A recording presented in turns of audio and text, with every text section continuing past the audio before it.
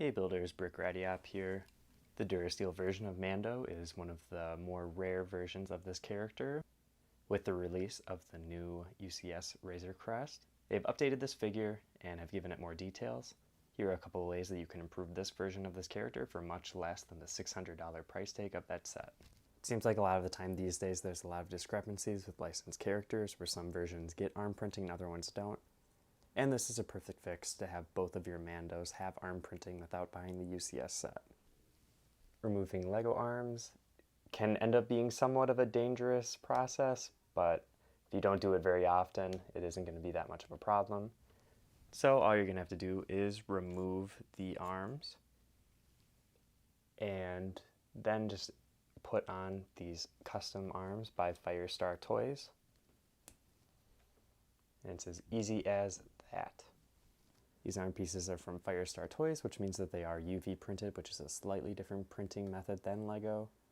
But from all of the different arms that I bought, it's pretty hard to tell the difference, to be honest. I thought it would be a lot more of an obvious change between the two different printing styles. But it almost seems like the UV printing is a little bit more raised and adds a little more texture. For some designs, it seems to add a bit to it, making it a bit raised and giving it some depth, which is great for armor printing like this, where it seems like there are actual shoulder pads on the arms. And just another comparison you can see right there. The printing is pretty similar and covers the same amount of the arm and will end up looking very consistent with your other Mandos if you have the Beskar version. So if you wanted to change it up a bit, you could use the one from the Beskar armor. Or another option, which I went ahead and did here, is I bought this part from Natesminifigs. And it is hand painted by me.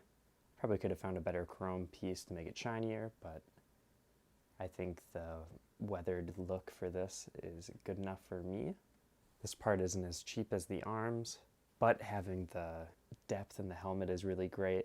Also having the details molded into the helmet just adds a lot to it and really ties together the look of it. And makes it just look more accurate to the show, which I think is very important. The newer printing on the UCS version of this helmet does a little bit to make it more accurate, but having the lines cut off gives it kind of a goofy look, and I think having a molded helmet like this is a much better choice. So with these, you have a much more accurate figure, but you don't even have to stop there. Lego went ahead and gave him a brick-built gun. You can go ahead and go online.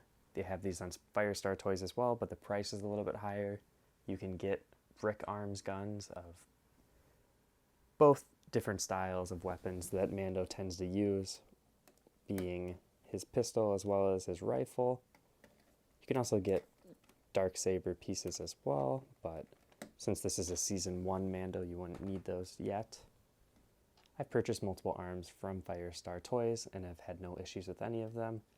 I think their printing is good enough, and it's worth it to buy the custom arms to complete figures if you really like them. For me, the Mandalorian is one of my favorite Star Wars properties, and it was definitely worth it to have a figure that matches the Beskar version. I hope this video was helpful in giving you the resources to upgrade your figure without having to buy the expensive Lego set. And if you liked what you saw, please subscribe.